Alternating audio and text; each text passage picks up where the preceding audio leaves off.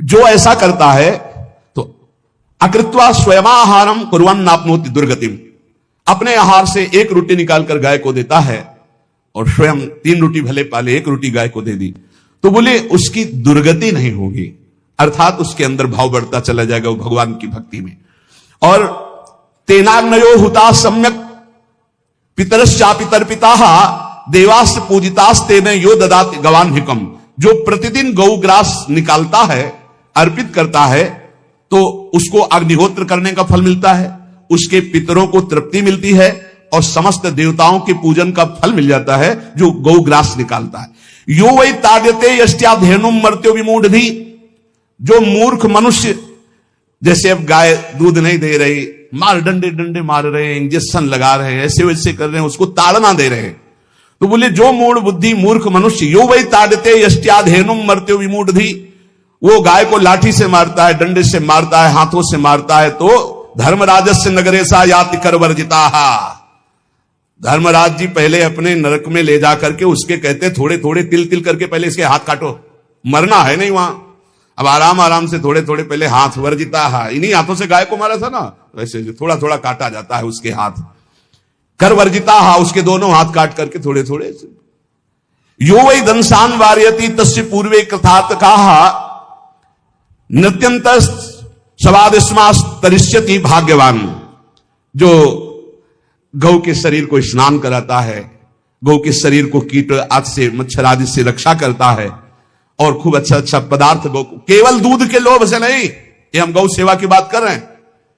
ये कि नहीं वहां 10 लीटर दूध देती तो हाथ फेरो, जब दूध नहीं देती है तो चारा भी ठीक से नहीं दे रहे, और उसके ये स्वार्थी हो, गौ सेवा का बात नहीं, वो दूध का लोभी केवल व्यापार की बात करता है। गौ सेवा का तात्पर्य है गौ सेवा, केवल खूब बछड़े को पिला दिया प्रसाद रूप से जो दूध मिला उसका अपने सेवन की, वो बात तो अलग है।